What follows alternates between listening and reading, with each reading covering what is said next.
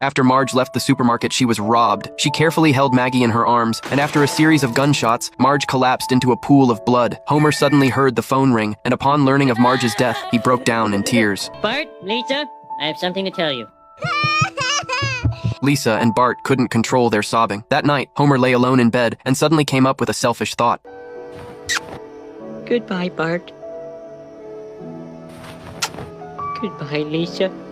I know you'll make me proud. Fueled by alcohol, Homer wrote a long farewell letter. He tied a heavy rock around his body, took one last look at their home, and then walked toward the riverbank. Just then, a car appeared from a distance. Homer thought he saw a younger version of Marge. He instantly fell in love with her. Once you stop this car, I'm gonna hug you and kiss you, and then I'll never be able to let you go. But it was all just a dream. The driver took the drunk Homer back home. However, living without Marge seemed even more painful. The next morning, an officer brought good news. Maggie, who had gone missing the night of the accident, was found. This rekindled Homer's will to live. A week later was Marge's funeral, and the neighbors from Springfield all attended. The sorrow on everyone's faces was evident. Marge, I'm gonna miss you so much.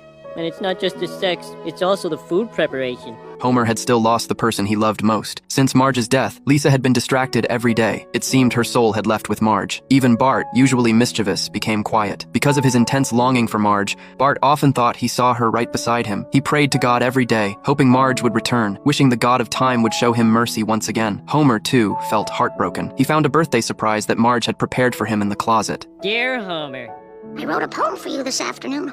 It's called To a Husband. The blackened clouds are forming. Soon the rain will fall. My dear one is departing. But first, please heed this call. That always will I love you, my one, my love, my all. Homer had to take on the responsibility of raising the 3 children, but with no experience, the house became a mess in just 10 minutes. The kids had to go to school in dirty clothes. Fortunately, Homer remembered how Marge used to do the laundry. Homer spent a lot of time with the children and encouraged them, just like Marge had. Their bond grew stronger through each shared experience.